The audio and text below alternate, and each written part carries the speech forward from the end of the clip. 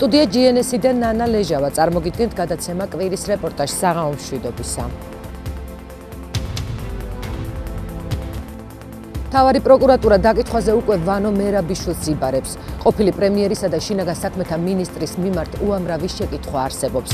ერთ-ერთი მათგანი დავით ცინდელიანის საქმე იქნება, რომელიც 2008 წლის აგვისტოში ქართულმა სპეცსამსახურებმა გაიტაცეს და დღემდე უგზო უკლოდ დაკარგულად მიიჩნევა. კვირის რეპორტაჟი ცინდელიანის საქმეს წლების განმავლობაში სწავლობდა. არსებობს ეჭვი, რომ თავდაცვის სამინისტროს უფროსი სერჟანტის როინ შავაძის მსგავსად ცინდელიანი ჯაშუშობის ბრალდებით დახვრიტეს, თუმცა ოჯახს ბოლო დრომდე გამოძიება არ წმუნებდა, რომ მათი შვილი ცოცხალია. ნათია თოიძე არ ყვევდა, ვისი გვარები ფიგურირებს ამ სკანდალურ გატაცებაში და მიდის თუ არა კვალი კონსტიტუციური უსაფრთხოების დეპარტამენტამდე. გელოდები შვილო, უდანაშაულო დასჭილი, უგზო უკლოდ დაკარგული ჩემი დავითი დედა.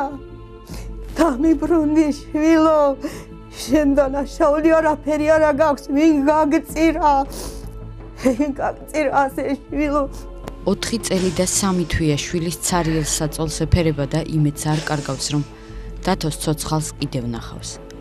თამარა არღულიანი 2008 წლის 16 აგვისტოს გაუჩინარებული დავით ცინდელიანის დედაა. ამდენ განსასწრები შევეგუები, თუ შევშიდობით დამიბრუნდი თუ არა და ჩვენი ოჯახი ამოწყვეტაზე გაწყდა ჩვენი წინსვლა, ჩვენი ბედნიერება იმ დღიდან რაც შენ დაგვეკარგე შვილო, სათხარ უბედურ დღეს სათხარ შვილო. ცინდელიანების ოჯახი მოლოდინსა და გაურკვევლობაში 2008 წლის 16 აგვისტოდან მოყოლებული ცხოვრობს. ოჯახი მოითხოვს სახელმწიფომ პასუხი გასცეს ერთი შეხედვით მარტივ შეკითხვას. ცოცხალია თუ მკვდარი დავით ცინდელიანი? ამ ჭუბერია რა საიდუმლო უნდა გადაეცა მის მესტისა. დათომ რა საიდუმლო იცოდა რა? რა უნდა ეცოდოდა, მათთან ამუშევარი იყო. მაგრამ ამათი წინამდეგი რო იყო არჩევნებზე, იმაზე, ამაზე, ამათ მიუვარდა იქ უშუალების ხალხს. აი იქიდან გორდა ეს. დავით ცინდელიანი 2008 წლის 16 აგვისტომდე ჭუბერში მშობლებთან ერთად ცხოვრობდა და სამეგრელო ზემოსვანეთის სატყეო სამმართველოში რეინჯერად მუშაობდა. რუსეთ-საქართველოს ომის დროს 16 აგვისტოს ჭუბერში ტყის მცველებს შეატყობინეს, რომ დღის 3 საათზე ქუთაისში საგანგებო თათბირზე აუცილებლად უნდა გამოცხადებულიყვნენ. გზაში მათ საეჭვო სიხშირით ტელეფონით უკავშირდებოდნენ და მათ ადგილსამყოფელს კითხულობდნენ. ლეგერ გამიკვირდა რის თათბირია, ტანკები აქ იდგენ საირგიევთან და ცხაკაია და სულ რუსები დადიან ერთი პოლიცია და ეს არ იყო ამ გზაზე არაფერი, ყველა განარღებული რა ვიცი. და რის თათბირი, მაგრამ თათბირია რაღაც დავალება და თუ არა და განცხადება დაწერეთ, ვინც არ წამოვა. ჩხარა მივდიოდით. დარეკეს ზუგდიდ რო ჩავედით, სამდი ხართ მოსულია. უთხარით აქამდე. ცოტა ხანი კიდე დარეკეს, სამდი ხართ მოვიდით, აქამდე ვართ მოსული. ასე სამტრედიაში უკვე ჩვენი ამ ხალხი აქეთ შევხვდება. რა ხდება? უკვე ჩატარდა თათბირი და აბა რა იყო? ხელი მოგვაწეს რაღაც ბლანკებზეო და გამოგვიშვესო ფეროგრაფით რაზე დაგვიბარეს. მაშინ გადაურეკეთ. მაშინ ჩვენს უკან დავბრუნდები, მან გიამ გადარეკა, რა გვინდაო ჩვენო? აუცილებლად ჩამოდითო. გიცდითო. ახლა სამართლის უფროსი ესენი ყოლა და გიცდიდენი. და ჩამოსულიყო ლაშა ჭყადოა ჩვენ დეპარტამენტის უფროსი, მისი მოადგილე ამინაშვილია ბადრი, ესენი რეკავდნენ. ქუთაისის ერთ-ერთ ცენტრალურ ქუჩაზე, სადაც ვიდეო თვალით აღჭურვილი ობიექტებიც იყო, სატყეო სამმართველოს ზუსტი მისამართის გასაგებად ჭუბერელმა ტყის მცველებმა მანქანა გააჩერეს. ამ დროს მათ ავტომობილს წინა და უკანა მხარეს 2 ავტომანქანა ამოუდგა. იქიდან სამოქალაქო ტანსაცმელში ჩაცმული პირები გადმოხდნენ და გზავრების ვინაობა იკითხეს. ამის შემდეგ მათ მანქანიდან მხოლოდ დათო ცინდელიანი გადაიყვანეს. მამამ მზაურ ცინდელიანმა, რომელიც საკუთარი შვილის გატაცების თვითმხილველი იყო, იკითხა სად მიყავდათ.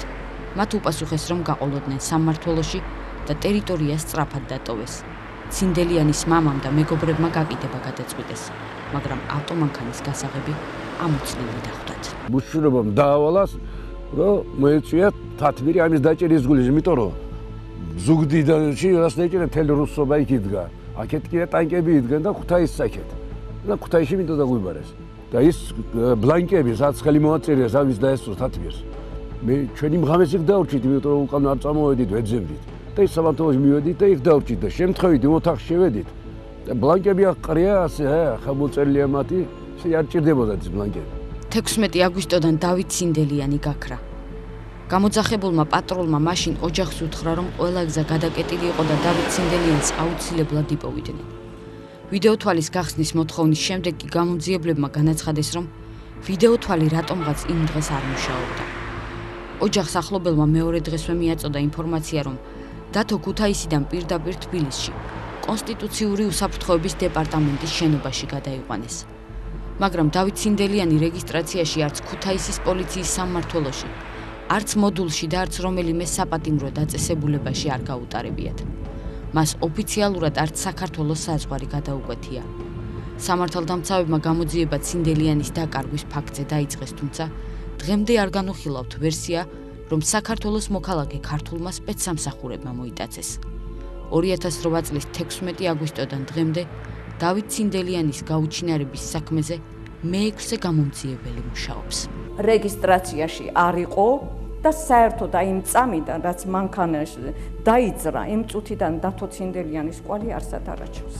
და რაც არ უნდა გასაოცარი უნდა იყოს, ფიგურირებს თავდაპირველად და პირველი დღიდანვე ფიგურირებს ის აზრი გამოძიების მიერ, რომ დავით ცინდელიანი ცოცხალია და გასულია საქართველოდან. რის საფუძველზე არწმუნებდნენ გამომძიებლები ოჯახს, რომ დავით ცინდელიანი ცოცხალი იყო, უცნობია. ადვოკატი მანანა ჩხეტიანი მოითხოვს, რომ საქმის ხელახალი გამოძიება მეტყევეთა მაშინდელი საგანგებო თათბირის ინიციატორის ლაშა ჭკადუას დაკითხვით დაიწყოს.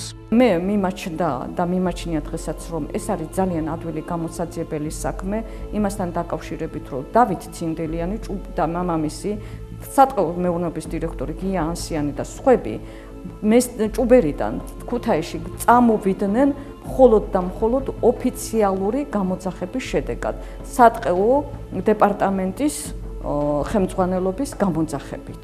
და გზაში მათ ოფიციალურად ამოწმებდნენ, სად იყვნენ და როდის მოაღწევდნენ ქუთაისის სატყეო დეპარტამენტში. და მე რომ მკითხო, დღეს გამოძიება პირველ რიგში უნდა დაიწყოს ამ დეტალიდან და კვალი ალბათ მინგვა რა მოხდა რეალურად სინამდვილეში. ლაშა ჭკადუა 2008 წელს სატყეო სამსახურს ხელმძღვანელობდა და მეტყევეებთან საგანგებო შეხვედრა სწორედ მან მოითხოვა. ჭკადუა ჩვენთან საუბარში ამბობს, რომ იმ დღეს რეინჯერები ტყეებში ომით გამოწვეული მძიმე მდგომარეობის გამო შესაბამისი მითითებების მისაცემად დაიბარა. ამ თათბირიდან ცოტა ხნის შემდეგ ლაშა ჭკადუა სამცხი ჯავახეთის გუბერნატორად დაინიშნა. ჩვეულებრივად ჩვენ მოვიწვიეთ დასავლეთ საქართველოს ძირითადად იმერეთი, გურია და სამეგრელოს სატყეო სამმართველოები დავიბარეთ საგანგებო სიტუაციაზე და გადავსულიყავით, რომ ყველანაირად სამსახური არ უნდა დაენებებინა და ჩაულ რეჟიმში ჩამოშავა. დიახ. და ამასთან დაკავშირებით იყო თათბირი. დავით ცინდელიანის გატაცებიდან 2 თვის შემდეგ შინაგან საქმეთა მაშინდელმა მინისტრმა ვანო მერაბიშვილმა, როგორც ჟურნალისტებს თავად განუცხადა, ამ საქმის შესახებ არაფერი იცოდა. მას შემდეგ კი რაც კვირის რეპორტაჟმა რეინჯერის გატაცების შესახებ პირველი სიუჟეტი მოამზადა, ვანო მერაბიშვილის უწყებამ დავით ცინდელიანის შესახებ ინფორმაციის მიწოდებისთვის 10,000 ლარიანი ჯილდო დააწესა და შინაგან საქმეთა სამინისტროს ვებგვერდზე ოფიციალური განცხადებაც გაავრცელა. რაც შეეხება დავით ცინდელიანს, ის გაუჩინარებულია. ვინ არის ცინდელიანი? დავით ცინდელიანის ოჯახი ვარაუდობს, რომ ქართული სპეცსამსახურების დაინტერესების ერთ-ერთი ვერსია შესაძლოა კოდორის ხეობაში ემზარ კვიციანის დის, ნორა კვიციანის ოჯახთან კონტაქტი გამხდარიყო, რადგან კოდორელ ნათესავებს დავით ცინდელიანი ტელეფონით ხშირად უკავშირდებოდა, მათ შორის 2008 წლის ომის დროსაც. დავით ცინდელიანის გაუჩინარების დაუდასტურებელი კიდევ ერთი ვერსია ისიც ანონიმურ წყაროზე დაყრდნობით, ისევე როგორც შინაგან საქმეთა და იუსტიციის სამინისტროებს 2010 წელს ჩეხეთში მცხოვრებმა ქართველმა ემიგრანტმა გიორგი ალანიამ კვირის რეპორტაჟსაც მიაწოდა, სადაც ის დავით ცინდელიანის ბათუმში ჩაყვანისა და მისი მკვლელობის შესახებ საუბრობდა. აგვისტოს ომის დროს კუდმა ერთ-ერთი სატელეფონო საუბრის გაშიფვრის დროს დავით ცინდელიანის სიტყვები ამოიღო, სადაც ცინდელიანი ერთ რუს გოგოსთან საუბრისას ბორჯომის ხეობაში ქართული ტანკების თაობაზე საუბრობს. იმ ინფორმაციიდან, რომელსაც მე ვფლობ, ეს გოგოსთან ლაზღანდარობისას წამოსცდა. კუდმა ამ სატელეფონო საუბარს შპიონაჟის კვალიფიკაცია მისცა. დავით ცინდელიანი გარემოს დაცვის ინსპექციაში მუშაობდა და პრინციპში მეტყევეებისგან ჰქონდა ეს ინფორმაცია, ასე რომ ამის გამო სამხედრო საიდუმლოების გამჟღავნება დაბრალდა. თბილისიდან ქუთაისში დავით ცინდელიანის დასაკავებლად კუდის სპეცრაზმი გაიგზავნა. ცინდელიანი სამსახურში თათბირზე დაიბარა თავისმა უფროსმა და როდესაც მანქანა გააჩერა, კუდის თანამშრომლებმა მანქანიდან გამოათრიეს და თბილისის მიმართულებით წაიყვანეს. ამ დროს ცენტრალური გზატკეცილი სენაკი თბილისი ოკუპირებული იყო. ამიტომ სპეცრაზმი დაკავებულთან ერთად ახალციხე ბოგდანოვკა წალკის შემოვლითი გზით თბილისისკენ გაიმგზავრა. ამ დროს კი პირველი დაკითხვა გზაზე განხორციელდა, სადაც დავით ცინდელიანმა აღიარა, რომ ეს რუსი გოგო რამდენიმე წლის წინ გაიცნო და რომ ეს ინფორმაცია საუბრისას წამოწდა, მაგრამ არა შპიონაჟის მიზნით. მოკლედ შპიონაჟი არ აღიარა. კუდის სპეცნაზი გზაში იყო, როდესაც ბრძანება მიუვიდათ ბათუმისკენ შეტრიალებულიყვნენ და დაკავებული დავით ცინდელიანი ჩაეყვანათ ბათუმში. სპეცნაზში ამ ბრძანებამ გაკვირვება გამოიწვია, მაგრამ ბრძანება შეასრულეს. ბათუმში ჩასვლის შემდეგ დაკავებული გადასცეს ბათუმის კუდის სპეცნაზს მეტსახელად მაიმუნას მეთაურობით. დავით ცინდელიანი კატერზე დასვეს, გაიყვანეს ზღვაში და თავში ერთი გასროლით მოკლეს. შემდგომ მოაბეს სიმძიმე და გვამის ზღვაში გადააგდეს. ცნობილია ის ფაქტიც, რომ თბილისიდან გაგზავნილი სპეცრაზმით შოკში იყო ბათუმელი კოლეგების ასეთი ქმედებით. არავინ არ ელოდა ასეთ დასასრულს. საუბარია იმაზეც, რომ ბათუმის კუდის თანამშრომლები ასეთ ქმედებას ზემოდან ბრძანების გარეშე არ გააკეთებდნენ. ამ წერილს რეაგირება დღემდე არ მოჰყოლია. ადვოკატის ინფორმაციით არ დაკითხულა არც ერთი ადამიანი გატაცების თვითმხილველების გარდა. ქართველი ემიგრანტი გიორგი ალანიაკი დღესაც აცხადებს, რომ ანონიმური წყარო, რომელიც მას ეკონტაქტებოდა, როგორც ჩანს, ქართულ სპეცსამსახურებთან დაახლოებული პირი იყო და მან საკუთარი უსაფრთხოების გამო ვინაობის გამჟღავნებაზე კატეგორიული უარი თქვა. ძალიან დეტალურად არის ახსნილი ბათუმში ჩაყვანის მომენტი, ძალიან დეტალურად არის ახსნილი. თვითონ მკვლელობის მომენტი, რომ უბრალოდ ეს როგორ მოხდა და რანერად იყო ვერ ემოცირებული გამით ასე შემდეგ რა. ფაქტობრივად ესე იგი წერიდან გამომდინარე ისჭება შტაბეშტილება, რომ ადამიანი ან მანდი იყო თვითონ ან დააქვს ეს ინფორმაცია პირდაპირ იმ ადამიანისგან, ვინც მან თვითმხილველი იყო რა. ასეთი დეტალებში მე არ ამგონი რომ ვინმე მახსნას ეს. ის საკმარისია აი რაღაცა მიახლოებით მითითებაც კი რომ მიხვდნენ რომ ეს ჩემი გამოგზავნილი არის ასე. ამ შემთხვევაში უბრალოდ ესე იგი სიკვდილი არ ამცდება. თუ ეს ვერსია სინამდვილეა, მაშინ ისმის შეკითხვა. ვინ გააგზავნა დავით ცინდელიანის სახელით წერილი გატაცებიდან 10 დღეში ერთ-ერთ სოციალურ ქსელში? ჩვენ მოგაწოდეს ინტერნეტ მიმოწერა 16 აგვისტოს გაუჩინარებულ დავით ცინდელიანსა და ერთ-ერთ ქალბატონს შორის. წერილები 2008 წლის 23 და 25 აგვისტოთი თარიღდება. ერთ-ერთ წერილში ქალბატონს თითქოს დავით ცინდელიანი პასუხობს. რაღაც პრობლემები შემექმნა. ამიტომ მობილურით ვერ ვსარგებლობ. ამჟამად ახლობლის ერთ-ერთ კონსპირაციულ ბინაში ვცხოვრობ. ჯანმრთელობის მხრივ კარგად ვარ. მიხარია რომ გახსოვარ და არ დამივიწყე. აბა კარგად. გაუჩინარებული მოქალაქის ეს მიმოწერა, რომელიც წერს, რომ პრობლემების გამო მობილურით ვერ სარგებლობს და კონსპირაციულ ბინაში ცხოვრობს, სერიოზულ ეჭვებს აღძრევს. ვინ მისცა ცინდელიანს მაშინ კომპიუტერით სარგებლობის უფლება? დავით ცინდელიანის ნათესავები ეჭვობენ, რომ ეს მიმოწერა პოლიციელების დადგმულია და მათ ცინდელიანის სახელით წერილები კვალის ასარევად გააგზავნეს. თითქოს ის ცოცხალი და უვნებელი იყო. მეჭვენ რომ ის ანცემაში შემოვიდა და გამოვარდა კიდევაც, მაგრამ ფოთში წაიყვანეს. დახვრიტეს, ქვაშააბეს და წყალში ჩაძირეს. ანუ ალბათ იმედი ჰქონდათ იმის, რომ მას ნათელი არასდროს არ მოეფინებოდა. თორემ ეს ცინიზმი იყო მერაბიშვილის მხრიდან. ჯერ რო გაიგრო და თუ დავით ცინდელიანი ვინ არის? ჩვენთვის ცნობილი არაფერი არ არის, როცა მის დაქვემდებარებაში მყოფი, მისი დავალების გარეშეც არ მოხდებოდა, ხო? და იმის საბათ იყო შირმა ის 10000 ლარი გამოცხადებული, ვინც მის ადგილს ამყოფელს და მის ვინაობის შესახებ რაღაცას ცნობას მიაწვდა. ანუ სამხილები არის, ანუ ამ საქმის გამოძიება არ უნდა შეადგენდეს რამე სიმძიმეს.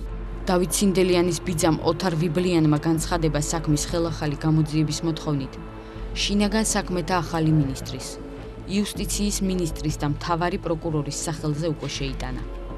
განცხადებაში ჩამოთვლილია კუდის რამდენიმე მაღალჩინოსნისა და სპეცდანიშნულების რაზმის ზოგიერთი წევრის ვინაობა, ვინც ოჯახის მიერ მოკვლეული ინფორმაციით დავით ცინდელიანის გატაცების საქმეში მონაწილეობდა. თუმცა ისინი გამოძიების ინტერესებიდან გამომდინარე სავარაუდო ეჭვმიტანილების ვინაობის გახმაურებას ჯერ არ აპირებენ.